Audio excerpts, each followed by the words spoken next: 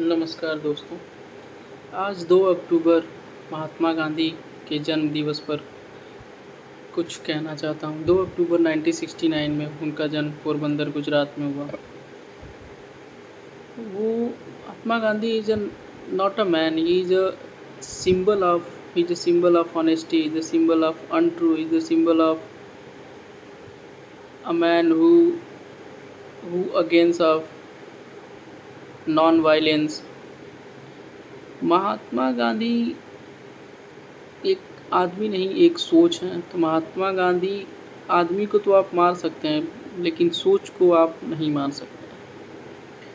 महात्मा गांधी 1915 में भारत आए, south Africa का दौरा करने के बाद। 1915 में 2 साल भारत भ्रमण किया, 17 में खेड़ा हुआ, 18 में चंपारण हुआ, 19 में रॉलेट एक्ट आ गया, 20 में जलियांवाला बाग हत्याकांड। ये सारी घटनाएं हम जानते हैं उनके बारे में। मैं ऐसा कुछ नहीं आपको बताऊंगा जो आप नहीं जानते हैं। बस मैं ये कहना चाहूँगा कि कुछ युवा पीढ़ी जो कहती है कि गांधी और नेहरू हमारे देश के लिए क्या किए हैं, उनको मैं ये कहना चाहता हूँ कि आप कुछ पढ़िए। व्हाट्सएप के मैसेज के अलावा आप कुछ पढ़िए, तो आपको पता चलेगा कि हमारे देश के लिए गांधी और नेहरू ने क्या किया है। आप व्हाट्सएप पे मैसेज पढ़ के कहते हैं, अरे वो गधिया का कैले रहे हमरे खातिर, हमरे देश की थी का कैले रहे, भगत सिंह को फांसी चढ़ा दे रहे हैं। ऐसा नहीं होता है। भगत सिंह को फांसी चढ़ाया था इस देश के इस वर्ल्ड के सबसे बड़ी पूंजीपति इंग्लैंड के वायसराय ने, और गांधी जी ने उनको फांसी न देने की उम्मीद भी की थी। उस समय के वायसराय लॉर्ड इरविन ने कहा था कि आप तो अहिंसा करते रहते हैं, या आपके बंधुओं ने क्या किया इसको अहिंसा। ये तो गांधी जी नॉट जस्टिफाई अहिंसा को वो जस्टिफाई नहीं कर सकते थे किसी भी तरीके से। और बाकी गांधी जी ने क्या किया क्या नहीं किया, मैं ये भी मानता हूँ कि देश की आज़ादी के लिए देश के हर एक वर्ग, हर एक जाति, हर एक धर्म के लोगों का योगदान रहा।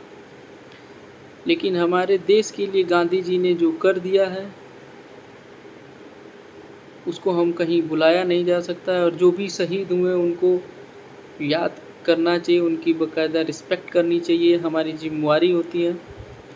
लेकिन आज की युवा पीढ़ी को जो व्हाट्सएप पे मैसेज आ गया कि इन्होंने कुछ नहीं किया था, देश का बंटवारा कर दिया, ये है वो, उसके पीछे आप पढ़िए तो गांधी आफ्टर नेहरू, एसपी बच्ची पढ़िए, Gandhi after India, after Nehru, India after Gandhi. ये सब किताबें जब आप पढ़ेंगे तो आपको पता चलेगा कि 1915 से लेकर 1947 के बीच हमारे देश में क्या क्या घटनाएं घटी। खेड़ा सत्याग्रह क्यों हुआ 1914 में, जब गांधी जी आए तो प्रथम विश्व युद्ध चल रहा था, तो उन्होंने 2 साल उन्होंने पहले तो अंग्रेज़ों का समर्थन किया, हमारे देश के लोगों को भेज रहे थे लड़ाई के लिए, तो उन्हें भर्ती करने वाला सर्जन कहा गया, इसीलिए केसरे हिंद की उन्हें उपाधि मिली 1917 में। तो 15 से 17 में क्या हुआ, चंपारण क्या हुआ, खेड़ा क्या हुआ, रॉलेट एक्ट क्यों आया था, 1920 में क्या हुआ, 22 में क्या हुआ, 47 में क्या हुआ, 48 में क्या हुआ, भारत छोड़ो आंदोलन क्या। तो ये सब आप जब पढ़ेंगे तो वो आपको पता चलेगा कि गांधी जी ने हमारे देश के लिए क्या किया था। यहाँ बैठ के व्हाट्सएप पे पढ़ के और ज्ञानी तो बहुत लोग बन रहे हैं।